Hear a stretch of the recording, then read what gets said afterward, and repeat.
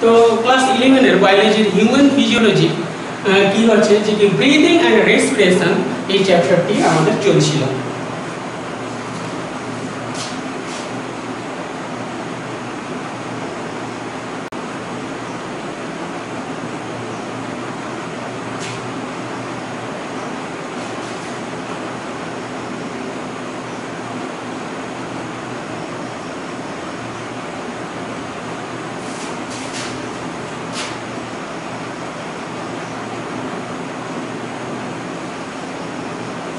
আচ্ছা, তাহলে আজকে আমরা যে টপিকটা শিখব সেটা হচ্ছে এক্সচেঞ্জ অফ গ্যাসেস।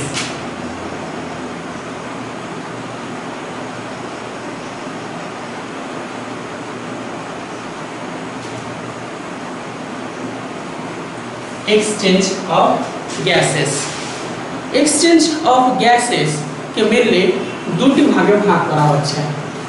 একটা হচ্ছে exchange of gases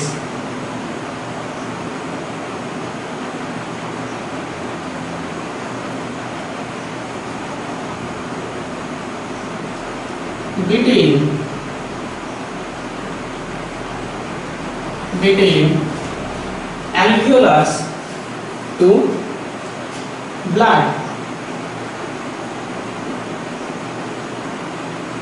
or alveoli to blood, ঠিক আছে, পালমোনারি ব্লাড, ঠিক আছে। 2 নম্বর exchange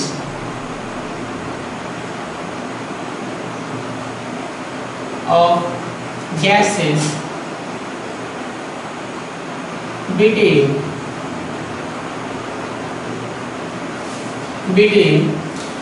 blood to tissue cell, tissue cell, ঠিক আছে। আচ্ছা, এই জিনিসটা কিভাবে হচ্ছে সেটা আমাদেরকে দেখতে হবে। সাপোজ কি হচ্ছে, 1 নম্বর পজিশনটা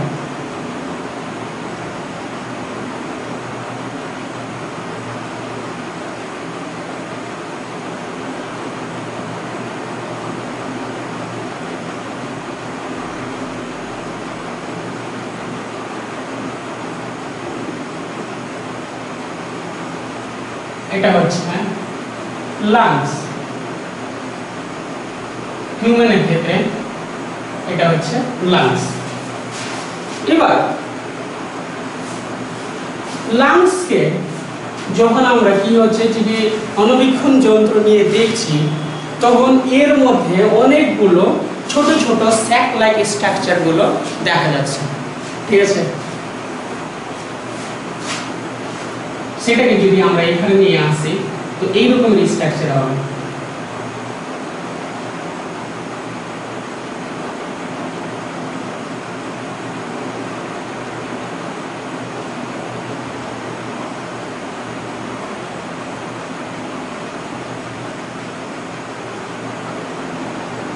এটা অর্থাৎ এগুলোর নাম হচ্ছে অ্যালভিওলাই।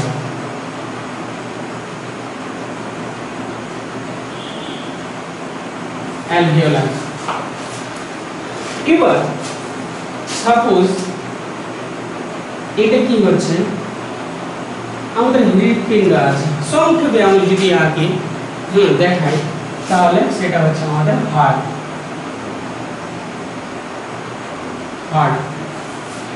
তো এই কি করেছে, ফুসফুসীয় শিরা এবং ফুসফুসীয় ধমনী এই জায়গায় গিয়ে প্রচুর পরিমাণে শাখা প্রশাখায় বিন্যস্ত হয়ে গেছে এরকম করে।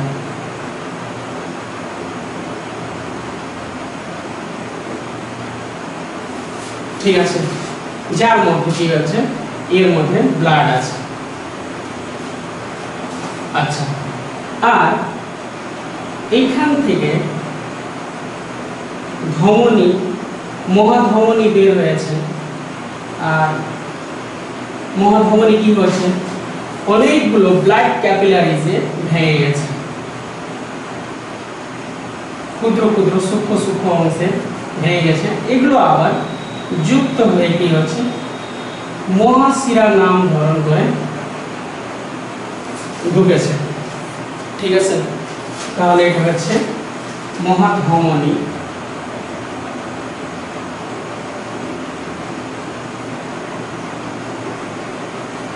এটা হলো মহাশিরা।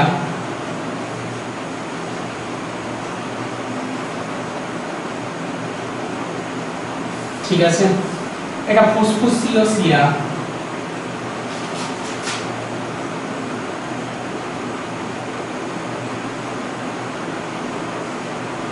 শিরা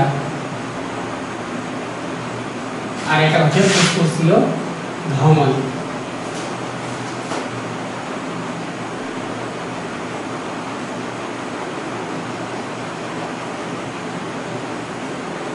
ধমনী। আচ্ছা, আর এটা যেটা আছে ফুসফুসীয় রক্তজালক।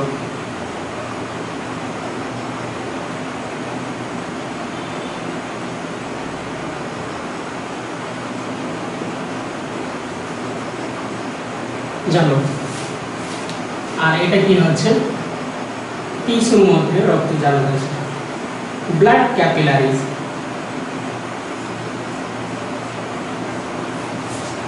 আচ্ছা, এই যে গঠনটা দেখছি, এই গঠনটা ঠিক অ্যালভিওলাসের উপরের দিকে এই রকমের, অর্থাৎ এর সঙ্গে একেবারে গায়ের সঙ্গে লেগে আছে অ্যালভিওলাসের। আর এই কি হচ্ছে যে এখানে আছে সেল, এই সেলের সঙ্গে কি হচ্ছে, লেগে আছে এই গঠনটা। ঠিক আছে, আচ্ছা, এবার অ্যালভিওলাস টু ব্লাড। তাহলে এই জায়গা থেকে এখানে কি হচ্ছে,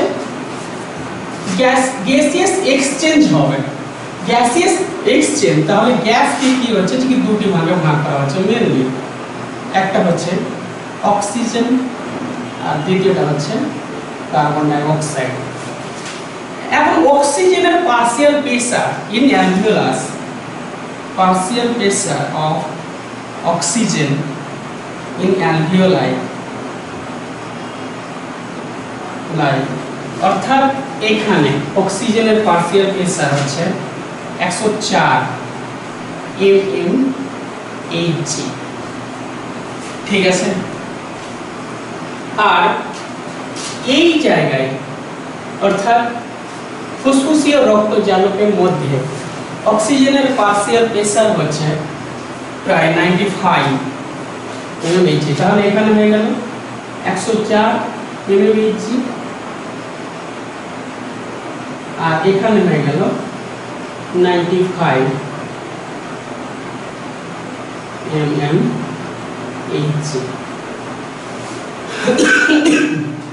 ঠিক আছে, তো এখানে একটা বিশাল পার্থক্য সৃষ্টি হয়ে গেছে। এখানে পার্সিয়াল প্রেসার অনেক বেশি, এখানে অনেক কম। তো এখান থেকে এর মধ্যে কি হচ্ছে, ঠিক দেখো অক্সিজেন যেটা আছে এর মধ্যে দিয়ে গেছে অ্যালভিওলাসে, অক্সিজেন জমা হয়ে আছে, মানে এখানে অক্সিজেনটা আছে। এই খুব সহজে পার্সিয়াল প্রেসারের পার্থক্য হওয়ার জন্য এই জায়গা থেকে ফুসফুসীয় রক্তজালকের মধ্যে প্রবেশ করে যাবে, করবে, কোনো অসুবিধা নেই। ঠিক আছে, এবার কি হচ্ছে, এই জায়গায় কার্বন ডাই অক্সাইড যেটা আছে, কার্বন ডাই অক্সাইডের partial pressure of carbon dioxide 45 mmHg আছে। আর অ্যালভিওলাসে কার্বন ডাই অক্সাইডের পার্সিয়াল প্রেসার হচ্ছে, partial pressure of carbon dioxide কি হচ্ছে 40 mmHg। তো এটা কি হচ্ছে, এখানে পার্সিয়াল প্রেসার অনেক বেশি আছে, এখানে কম আছে। এই জন্য এই জায়গা থেকে কার্বন ডাই অক্সাইড এই অ্যালভিওলাসের মধ্যে চলে যাবে, কোনো অসুবিধা হবে না। বুঝে গেলে কি? তাহলে এখানে কি হচ্ছে, ব্যাপন প্রক্রিয়ার মাধ্যমে অক্সিজেন আসছে, আবার ব্যাপন প্রক্রিয়ার মাধ্যমে কার্বন ডাই অক্সাইড অ্যালভিওলাইয়ের মধ্যে চলে যাচ্ছে। তো এটা পয়েন্টটা কি হচ্ছে যে আমরা শিখলাম অ্যালভিওলাই টু ব্লাড। ঠিক আছে, কি অক্সিজেন, আর ব্লাড টু অ্যালভিওলাই কি হচ্ছে কার্বন ডাই অক্সাইড। এবার আমরা কি শিখব, exchange of gases between blood to tissue cell. ঠিক আছে, ব্লাড, এখানে দেখো ব্লাড ক্যাপিলারিজ আছে অর্থাৎ রক্তচালক আছে, এর মধ্যে কি আছে অক্সিজেন আছে। কিরকম করে অক্সিজেন আছে, এই যে অক্সিজেনেটেড ব্লাড সেটা হৃৎপিণ্ডে এসেছে এবং মহাধমনী হয়ে এখানে এসে এই রক্তজালকের মধ্যে কি হচ্ছে যে কি ছড়িয়ে পড়েছে, তাহলে অক্সিজেনেটেড ব্লাড আছে। তো এই অক্সিজেনেটেড ব্লাড, এখানকার ব্লাড যে আছে এর মধ্যে অক্সিজেনের পার্সিয়াল প্রেসার হচ্ছে partial pressure of oxygen in blood capillaries বা রক্তজালক, ঠিক আছে, কত আছে 95 mmHg, ঠিক আছে। আর সেল যেটা আছে এই সেলের মধ্যে পার্সিয়াল প্রেসার অফ অক্সিজেন হচ্ছে 40 mmHg। অনেক বেশি বিশাল পার্থক্য আছে এখানকার অক্সিজেন আর এখানকার অক্সিজেনের মধ্যে। এই জন্য এখান থেকে অক্সিজেনটা কি হচ্ছে যে ব্যাপন প্রক্রিয়ার মাধ্যমে কোষের মধ্যে ঢুকে যাচ্ছে, বুঝে গেল। এবার কোষের মধ্যে গ্লুকোজ জাতীয় পদার্থ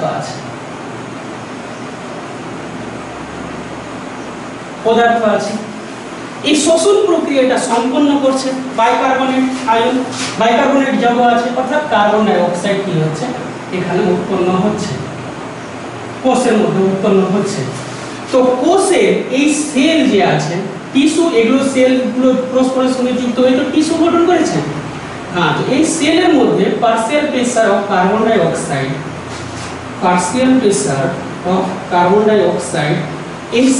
এই সেলের মধ্যে হচ্ছে 45 mmHg, আর partial pressure of carbon dioxide এই রক্তজালক বা ব্লাড ক্যাপিলারিজ আছে এখানে কতটি আছে,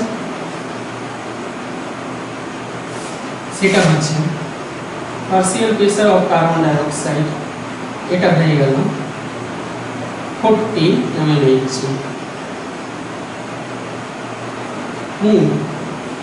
এর কাছাকাছি আছে। এবার এখানে কি হচ্ছে, এখানে পার্সিয়াল প্রেসার কার্বন ডাই অক্সাইডের বেশি আছে আর এখানে কি হচ্ছে যে কম আছে। এই পার্থক্য থাকার জন্য এখান থেকে কার্বন ডাই অক্সাইড সহজে এই ব্লাড ক্যাপিলারিজের মধ্যে চলে যাচ্ছে, ঠিক আছে, বুঝে গেল। এক্সচেঞ্জ অফ গ্যাসেস আমরা বুঝতে পারলাম, খুব ইজিলি বুঝতে পারলাম। আচ্ছা, এবার আমরা শুরু করে দেব transport of gases.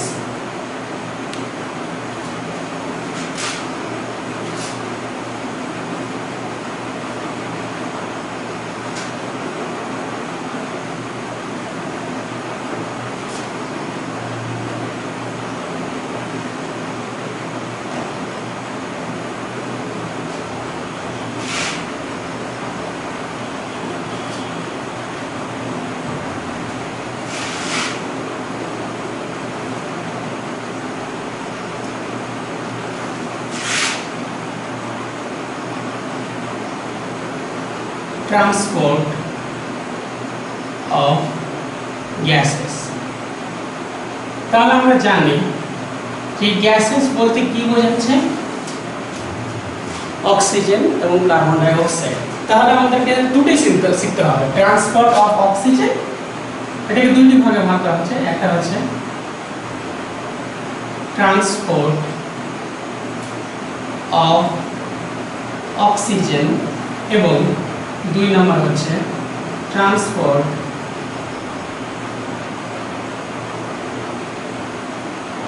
Of carbon dioxide. তো এই গঠন যেটা আছে সেই গঠনকে যদি আমরা সংক্ষেপে আঁকি তাহলে কিরকম করে গঠন আমরা পাবো সেটা আমরা দেখব। অর্থাৎ মাঝখান থেকে এই হৃৎপিণ্ড যেটা আছে সেটাকে সরিয়ে দিব, ঠিক আছে।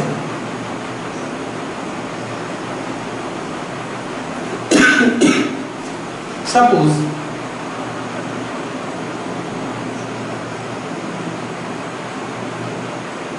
এটা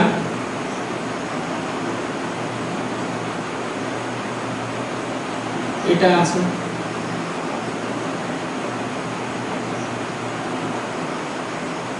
এটা আছে। এবার এই যে স্ট্রাকচার আছে, তো blood capillaries, pulmonary blood capillaries এর যে অংশটা আছে, এটা এই অংশটা আমি কি হচ্ছে ঠিক আঁকছি।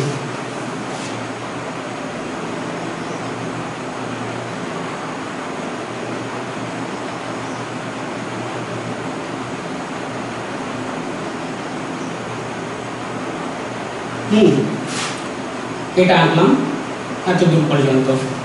এবার এই যে ব্লাড ক্যাপিলারিজ এখানেও আছে, এই অংশটা আছে, এটা আমি আঁকছি এখানে।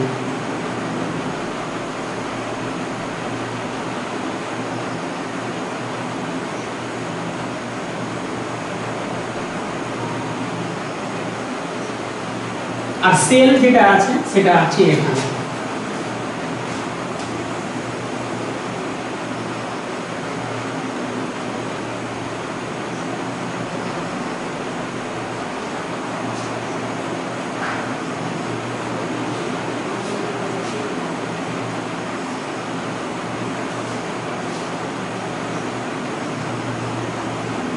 সাপোজ কি হচ্ছে, এটা হচ্ছে কোষ,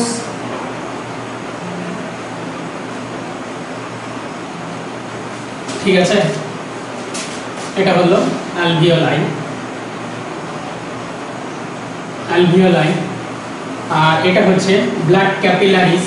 তো এতদূর পর্যন্ত যেটা আছে, উপর পর্যন্ত আছে, সেটা হচ্ছে পালমোনারি ব্লাড ক্যাপিলারিজ।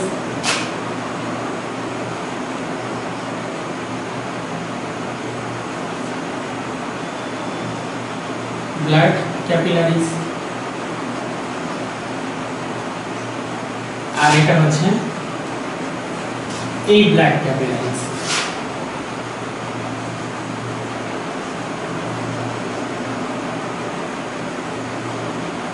ঠিক আছে, সেটা হচ্ছে সেল বা কোষ, আর এটা হচ্ছে কোষ রস।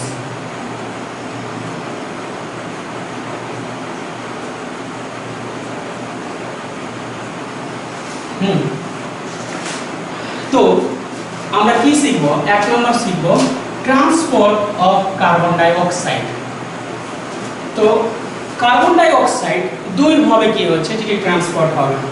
এক নম্বর অ্যাজ ফিজিক্যাল সলিউশন, কার্বন ডাই অক্সাইডের ট্রান্সপোর্টকে দুটি ভাগে ভাগ করছি, অ্যাজ ফিজিক্যাল সলিউশন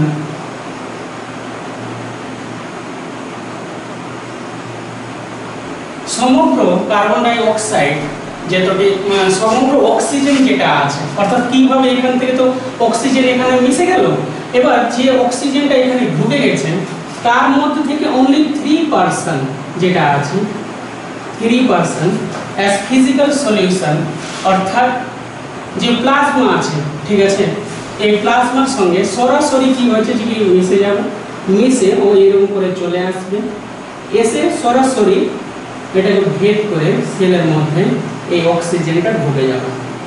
এটা হচ্ছে অ্যাজ ফিজিক্যাল সলিউশন। দুই নম্বর হচ্ছে অ্যাজ অক্সিহিমোগ্লোবিন।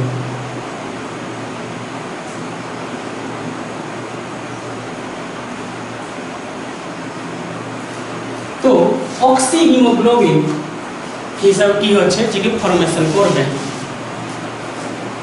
কিরকম করে, এই ব্লাডের মধ্যে আছে এইরকম করে আরবিসি,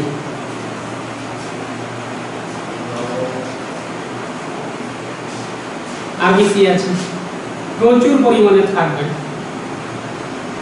রেড ব্লাড কর্পাসকল বা লোহিত রক্ত কণিকা। ওর মধ্যে এইরকম পজিশনে কি হচ্ছে, এইরকম পজিশনে হিমোগ্লোবিন যুক্ত থাকবে।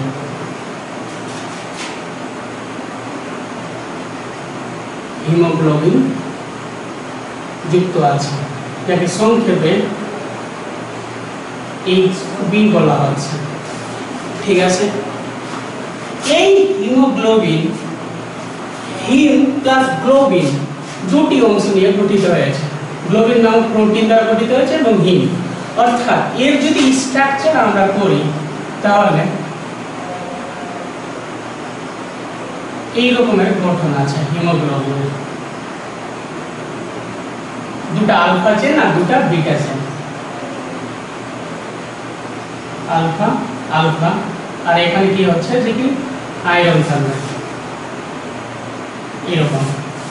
এটা হচ্ছে হিমোগ্লোবিনের স্ট্রাকচার।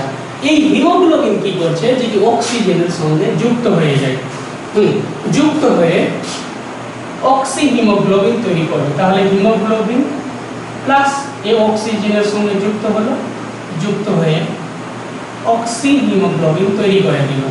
ঠিক আছে, তো একটা হিমোগ্লোবিন টোটাল কটা অক্সিজেনের সঙ্গে যুক্ত হতে পারবে? 4টা। 4 O2, ঠিক আছে, Hb4O8, অর্থাৎ 4 4 8 8। তাহলে এইরকম কি হচ্ছে যুক্ত হতে পারবে। একটা হিমোগ্লোবিন 4টা অক্সিজেনের সঙ্গে ম্যাক্সিমাম যুক্ত হতে পারবে। এখানে একটা অক্সিজেন, এখানে একটা অক্সিজেন, এখানে একটা অক্সিজেন, এখানে একটা অক্সিজেন। ঠিক আছে, এইরকম করে যুক্ত হয়ে কি হচ্ছে যে এখানে হিমোগ্লোবিনের সঙ্গে অক্সিজেন যুক্ত হয়ে গেছে, যুক্ত হয়ে এই আরবিসি কি হচ্ছে যে এটা দিয়ে যাচ্ছে, অর্থাৎ প্লাজমার মধ্যে দিয়ে যাচ্ছে। কত পার্সেন্ট যাবে? 97% কি হচ্ছে যে এইভাবে অক্সিজেন ট্রান্সমিট হয়।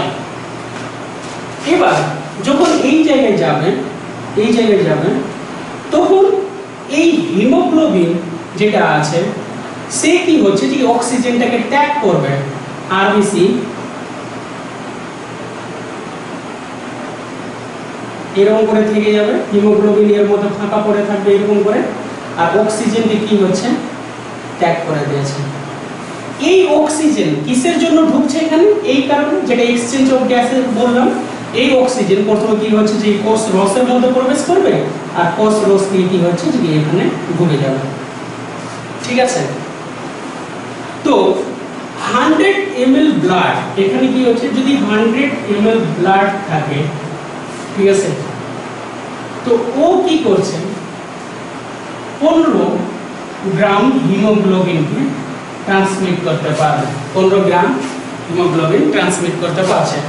আর 1 গ্রাম হিমোগ্লোবিন যেটা আছে, 1 গ্রাম হিমোগ্লোবিন এর 1.34 গ্রাম ml অক্সিজেনের সঙ্গে যুক্ত হচ্ছে, যুক্ত হওয়ার ক্ষমতা রাখছে। অর্থাৎ 100 ml ব্লাড যেটা আছে সেটা 20 ml অক্সিজেনকে পরিবহন করবে। ঠিক আছে, যেহেতু এর মধ্যে হিমোগ্লোবিন আছে, আর এর মধ্যে থেকে 5 ml কেবলমাত্র অক্সিজেন এই সেল আছে এর মধ্যে আসে, আর বাকি কি হচ্ছে যে এদিকে ওদিকে খরচ হয়ে যায়। ঠিক আছে, তো এই রকমের করে কি হচ্ছে ট্রান্সমিট হবে। এখন ব্যাপারটা হচ্ছে এখানে কি ধরনের অক্সিজেন এসে ব্লাডের সঙ্গে মিশছে, কি ধরনের অক্সিহিমোগ্লোবিন তৈরি হচ্ছে, সেটাকে আমরা যদি একটা কার্ভ তৈরি করি, তাহলে কিরকম হবে? সেই কার্ভের নাম হচ্ছে oxygen dissociation curve. Oxygen dissociation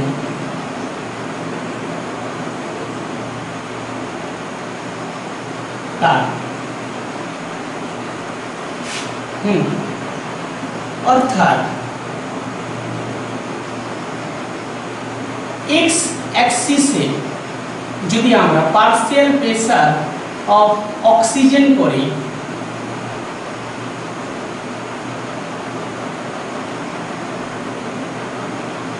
ষাট, 80, 100 এরকম করি, আর এদিকে কি হচ্ছে saturated of haemoglobin, percentage of saturated haemoglobin,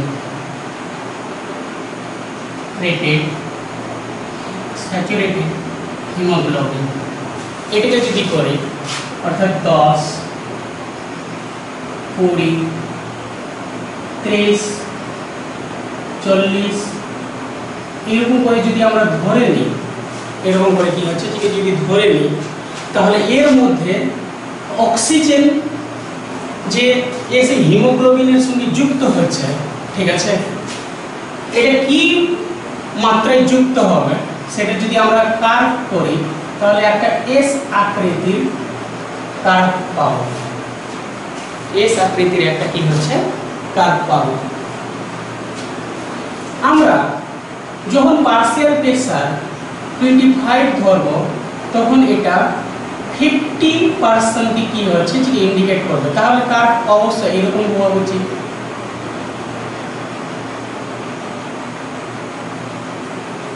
এরকম এস আকৃতির, ঠিক আছে, 50% কি হচ্ছে ইন্ডিকেট করবে,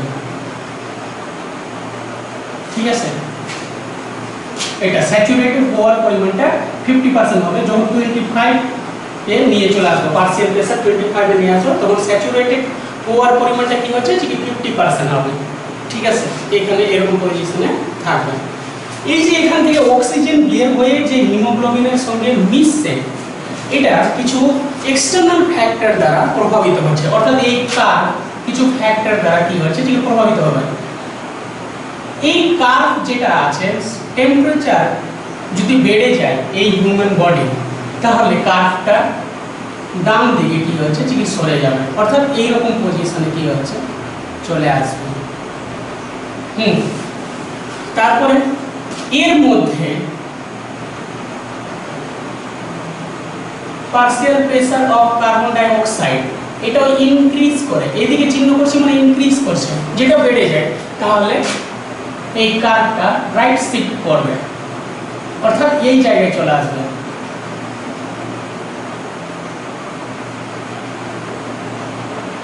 রাইট শিফট করছে, ঠিক আছে।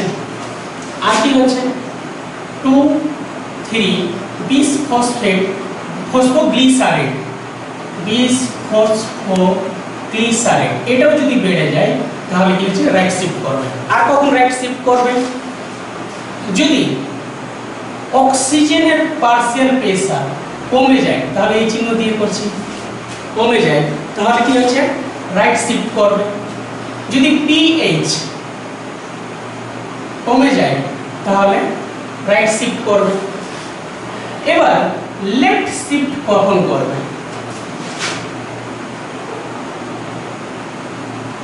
লেফট শিফটটা কখন করবে মানে এই কার্ভটা এই দিকে কখন আসবে, ঠিক আছে, লেফট শিফট।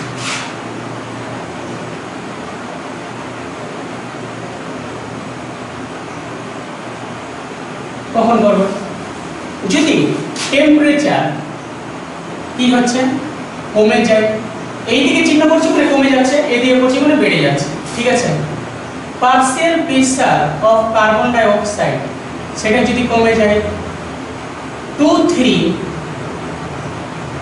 বিসফসফোগ্লিসারেট সেটা কমে যায় তাহলে লেফট দিকে শিফট করবে। আর partial pressure of carbon oxygen সেটা যদি বেড়ে যায় তাহলে লেফট দিকে শিফট করবে। আর পিএইচ যদি আছে সেটা যদি বেড়ে যায় তাহলে লেফট দিকে শিফট করবে। এখানে একটা কথা মনে রাখতে হবে যে এখানে যদি অ্যাডাল্ট হিমোগ্লোবিন থাকলো, অর্থাৎ বৃদ্ধ মানুষের হিমোগ্লোবিন আছে, এর সঙ্গে অক্সিজেনের যুক্ত হওয়ার প্রবণতা চাইতে বেশি হবে যদি এমব্রায়োর হিমোগ্লোবিন থাকে, অর্থাৎ HbF সেটা সবসময় বেশি হবে তার তুলনায় HbA অ্যাডাল্ট এর তুলনায়, ঠিক আছে। এই কথা আমাদেরকে মনে রাখতে হবে। এবার আমরা শিখব transport of carbon dioxide. তাহলে এটা আমাদের হয়ে গেল। এবার আমরা শিখব transport of carbon dioxide. সেটা এখানে যে সেল আছে, সেল অনবরত এর মধ্যে শ্বসন প্রক্রিয়া কি হচ্ছে যে চলছে, বাইকার্বনেট আয়ন আছে, ঠিক আছে। আর এখানে কি হচ্ছে যে কার্বন ডাই অক্সাইড এক কথায় উৎপন্ন হচ্ছে। এই জায়গার মধ্যে কার্বন ডাই অক্সাইড প্রচুর পরিমাণে উৎপন্ন হচ্ছে সেলের মধ্যে। এই কার্বন ডাই অক্সাইড মেনলি তিনটি ভাবে কি হচ্ছে যে ট্রান্সমিট করে। এক নম্বর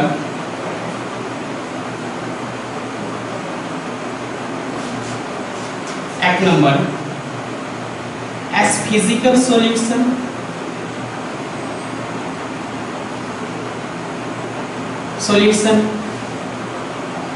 B number as bicarbonate ion,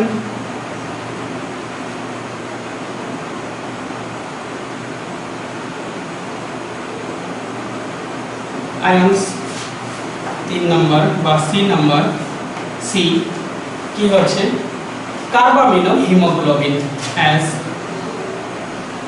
carbamino haemoglobin.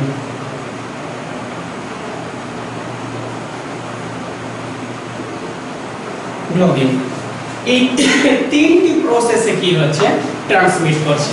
তো অ্যাজ ফিজিক্যাল সলিউশন যেটা আছে এইখান থেকে কার্বন ডাই অক্সাইড বের হচ্ছে সরাসরি পোলারসের মধ্যে গেল, বের হলো 7% কার্বন ডাই অক্সাইড আছে, ঠিক আছে, বের হয়ে সরাসরি ও কিছুই দেখবে না, এখান থেকে এসে অ্যালভিওলাসের মধ্যে প্রবেশ করে যাবে,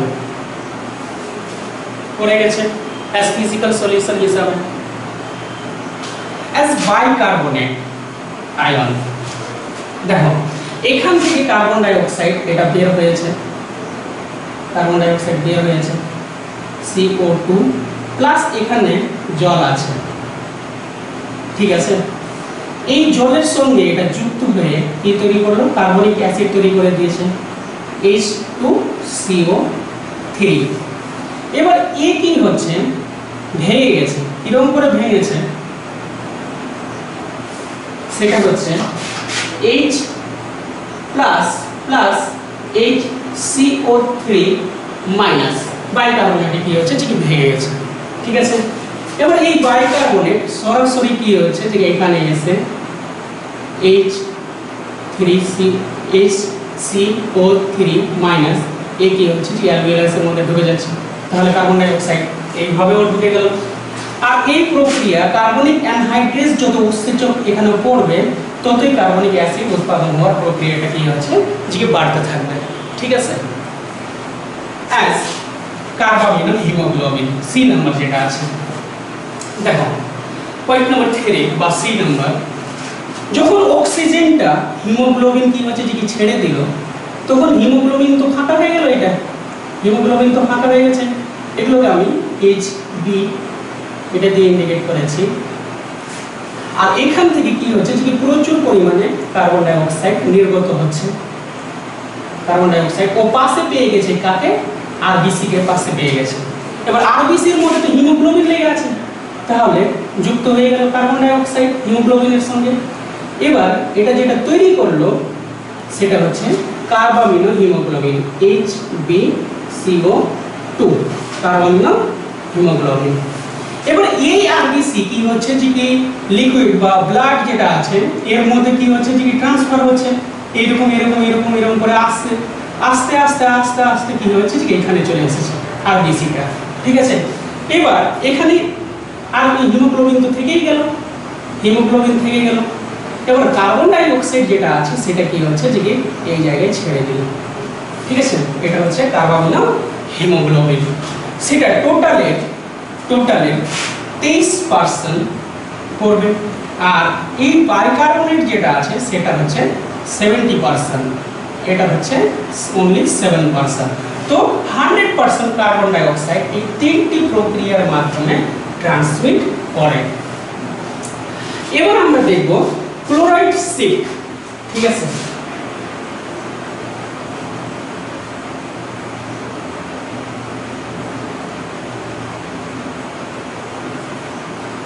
ক্লোরাইড শিফট বা হামবার্গার ফেনোমেনন।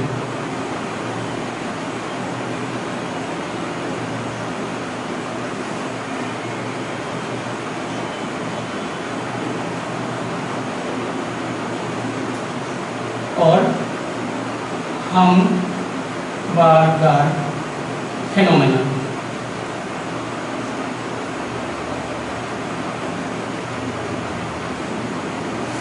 ঠিক আছে। এটা এটা কি হচ্ছে, সাপোজ এখানে কি হচ্ছে যে ব্লাড ট্রান্সমিট করছে আর এর মধ্যে কি আছে যে আরবিসি আছে। সাপোজ তুমি ভাবো এটা হচ্ছে আরবিসি এর স্ট্রাকচার। এই আরবিসি এর মধ্যে এখান থেকে কার্বন ডাই অক্সাইড যাচ্ছে আর এখানে কি হচ্ছে যে ব্লাড আছে, তাহলে কার্বন ডাই অক্সাইড জলের সঙ্গে যুক্ত হবে, ঠিক আছে হবে। কিন্তু আরবিসি এর একটা ধর্ম আছে, এর মধ্যে অ্যানায়ন গুলো প্রবেশ করতে পারবে কিংবা বের হতে পারবে যেরকম বাইকার্বনেট HCO3- যেরকম ক্লোরাইড আয়ন, এই সকলগুলো কি হচ্ছে যে কি প্রবেশ করতে পারবে কিংবা বের হতে পারবে, ঠিক আছে।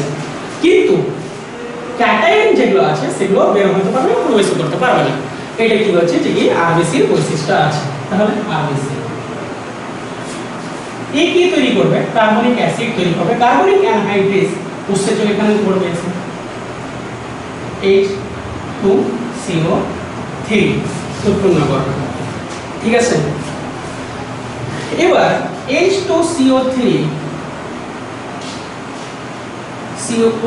যেটা আছে এই KHB এর সঙ্গে যুক্ত হবে, যুক্ত হয়ে তৈরি হয়ে গেল KHCO3 প্লাস HB,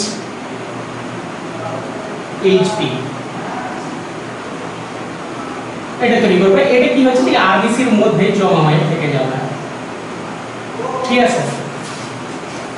এবার ক্লোরাইড এখানে কি হচ্ছে সোডিয়াম ক্লোরাইড আছে, এই কি হচ্ছে sodium cation plus chloride anion এ ভেঙে যাবে। এবার এই ক্লোরাইড আয়নটা কি হচ্ছে যে এর মধ্যে প্রবেশ করবে, তাহলে KHCO3 প্লাস ক্লোরাইড আয়ন এটা কি তৈরি করেছে KCl potassium chloride plus HCO3 minus, এটা তৈরি করেছে, ঠিক আছে। এবার আগে বলেছি কি হচ্ছে যে এ বাইরের দিকে বের হতে পারবে, এ বাইরের দিকে বের হলো মানে এই ব্লাডের মধ্যে আছে, তো ব্লাডের মধ্যে কি আছে সোডিয়াম আয়ন আছে, এ বাইরের দিকে বেরিয়ে চলে আসবে HCO3 মাইনাস, তাহলে এ কি আছে এটার সঙ্গে যুক্ত হয়ে গেল সোডিয়াম ক্যাটায়ন সঙ্গে যুক্ত হলো, কি তৈরি করে দিল সোডিয়াম বাইকার্বনেট NaHCO3 এটা তৈরি করে দিল। এবার এটা তৈরি হয়ে ও ব্লাডের মধ্যে কি হচ্ছে যে ট্রান্সমিট হচ্ছে, ঠিক আছে। ক্লোরাইড আয়ন এটার মধ্যে কি হচ্ছে এরকম হয়ে ট্রান্সমিট হচ্ছে, অর্থাৎ এরকম করে কি হচ্ছে যে ঢুকতে পারছে। তো বাইরে থেকে ক্লোরাইড আয়ন এখানে প্রবেশ করছে, ঠিক আছে। আবার ক্লোরাইড আয়ন কি হচ্ছে যখন এখানে চলে গেল তখন আবার সেল থেকে সেল মানে আরবিসি যেটা আছে এই আরবিসি থেকে কি হচ্ছে যে বাইরের দিকে বেরিয়ে চলে আসবে, ঠিক আছে। তাহলে বাইরের দিকে বেরিয়ে আসবে আর বাইরের দিকে কি হচ্ছে এই অংশটা আবার ভেঙে যাবে এরকম HCO3 মাইনাস। তো ক্লোরাইড আয়ন কি হচ্ছে যে বাইরের দিকে যখন বেরিয়ে এসেছে তখন এ সোডিয়ামের সঙ্গে যুক্ত হয়ে যাবে, এটার সঙ্গে কি হচ্ছে সোডিয়াম আয়ন যুক্ত হয়ে গেল, এটা সোডিয়াম ক্লোরাইড গঠন করে দেব, ঠিক। আর এটা কি হচ্ছে যে আবার এর মধ্যে প্রবেশ করতে পারবে। তো ক্লোরাইড আয়ন একবার কি হচ্ছে যে বাইরের দিকে প্রবেশ করছে আবার ভিতর থেকে কি হচ্ছে যে বাইরের দিকে যাচ্ছে, একেই বলা হচ্ছে ক্লোরাইড শিফট, এবার আমরা দেখব রিভার্স ক্লোরাইড শিফট, ঠিক আছে। অর্থাৎ প্লাজমা আছে এখানে, রিভার্স ক্লোরাইড শিফট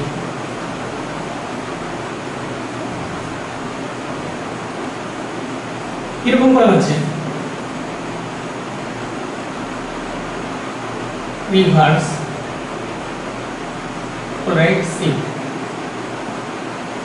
সাপোজ কি হচ্ছে যে এটা আরবিসি আছে, এর মধ্যে হিমোগ্লোবিন HHbCO2 আছে, বাইরে থেকে কি হচ্ছে যে অক্সিজেন চলে এসেছে যুক্ত হয়ে আছে, আচ্ছা। এটা প্লাজমা থেকে কি হচ্ছে যে ভিতরের দিকে প্রবেশ করেছে। এর কিভাবে ভাঙবে H প্লাস, তারপরে এটা কি হচ্ছে HbO2 অক্সিহিমোগ্লোবিন তৈরি করে দিব, আর এটা কি হচ্ছে কার্বন ডাই অক্সাইড উৎপন্ন করবে। তো কার্বন ডাই অক্সাইড সেটা স্বাভাবিকভাবে বাইরের দিকে বেরিয়ে যাবে, কোনো অসুবিধা হবে না, ঠিক আছে। কার্বন ডাই অক্সাইড বাইরের দিকে বেরিয়ে গেল। এখন এই অক্সিহিমোগ্লোবিন যেটা তৈরি করেছে এ আরবিসির উপরের দিকে ওয়ালের সঙ্গে যুক্ত হয়ে কি হচ্ছে অক্সিজেনটাকে ট্রান্সমিট করবে, কোনো অসুবিধা নেই। তাহলে এখানে কি আছে হাইড্রোজেন আয়ন আছে, ঠিক আছে। বাইরে থেকে বাইকার্বনেট আয়ন HCO3 মাইনাস এটা কি হচ্ছে যে ভিতরে দিকে প্রবেশ করবে, এ H প্লাস মানে এর সঙ্গে যুক্ত হলো বাইকার্বনেট আয়ন, যুক্ত হয়ে তৈরি করে দিল H2CO3। আবার এ কি হচ্ছে যে জল প্লাস কার্বন ডাই অক্সাইডে ভেঙে যাবে, ঠিক আছে। যেহেতু বাইকার্বনেট আয়ন বাইরে থেকে ভিতরের দিকে প্রবেশ করছে, তো এই জায়গার মধ্যে ব্যালেন্স তৈরি করে রাখার জন্য ক্লোরাইড আয়ন ভিতরকার বাইরের দিকে কি হচ্ছে যে চলে যাবে। তো এটা হচ্ছে রিভার্স ক্লোরাইড শিফট। প্রথমে কি হচ্ছে যে ক্লোরাইড আয়ন বাইরে থেকে ভিতরের দিকে প্রবেশ করেছিল, এটা ভিতর থেকে কি হচ্ছে যে বাইরের দিকে বের হচ্ছে, কারণ বাইকার্বনেট যেটা আছে সেটা তো আরবিসির মধ্যে প্রবেশ করছে। এবার কার্বন ডাই অক্সাইড সেটাও কি হচ্ছে যে বাইরের দিকে চলে যাবে, সেটাও জলটাও ইচ্ছা মতো এবার ট্রান্সমিট করতে পারবে, আর এটা ব্লাডের মধ্যে থাকে, সেটা হচ্ছে রিভার্স ক্লোরাইড শিফট। এবার দেখো বোর ইফেক্ট। এখানে যে আরবিসি আছে, আরবিসি এর মধ্যে হিমোগ্লোবিন আছে, অক্সিহিমোগ্লোবিন তৈরি করে কি হচ্ছে HbO2 তৈরি করে কি হচ্ছে যে এই জায়গায় চলে এসেছে। এসে এখানকার আমরা কি হচ্ছে পার্শিয়াল প্রেসার অফ অক্সিজেন 104 অনেক বেশি mmHg, ঠিক আছে, সরি এটা হচ্ছে 95 mmHg। এখানকার পার্শিয়াল প্রেসার অফ অক্সিজেন এটা এখানকার, আর এই জায়গার কি হচ্ছে পার্শিয়াল প্রেসার অফ অক্সিজেন প্রায় 40 mmHg।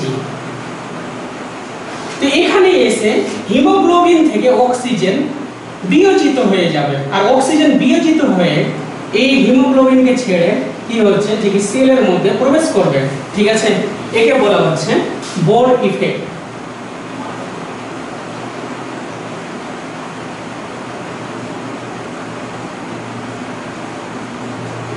আচ্ছা, যখন এখানে কার্বন ডাই অক্সাইড যুক্ত হলো হিমোগ্লোবিনের সঙ্গে, আরবিসি উপরে আছে, তো এখানে কি হচ্ছে HbCO2 হিসাবে আছে। তো এখানে এসে কার্বন ডাই অক্সাইডের পার্শিয়াল প্রেসার এর মধ্যে এই ব্লাডে কি হচ্ছে partial pressure of carbon dioxide 45 mmHg আছে, mmHg আছে। আর এখানে partial pressure of carbon dioxide আছে 40 mmHg। তো স্বাভাবিকভাবে এই কার্বন ডাই অক্সাইড যেটা আছে এখানে বিয়োজিত হওয়ার পরিমাণটা বেড়ে যাবে, অর্থাৎ আরবিসি কে কি হচ্ছে যে ত্যাগ করবে, মানে হিমোগ্লোবিনকে ত্যাগ করবে, অর্থাৎ এটা কি হচ্ছে হিমোগ্লোবিন প্লাস কার্বন ডাই অক্সাইডে ভেঙে যাচ্ছে। ভেঙে গিয়ে এই কার্বন ডাই অক্সাইড এই জায়গা থেকে এই জায়গার মধ্যে চলে আসবে, অ্যালভিওলাইয়ের মধ্যে চলে আসবে, বিয়োজিত হবে। এটাকে বলা হচ্ছে হ্যালডেন ইফেক্ট।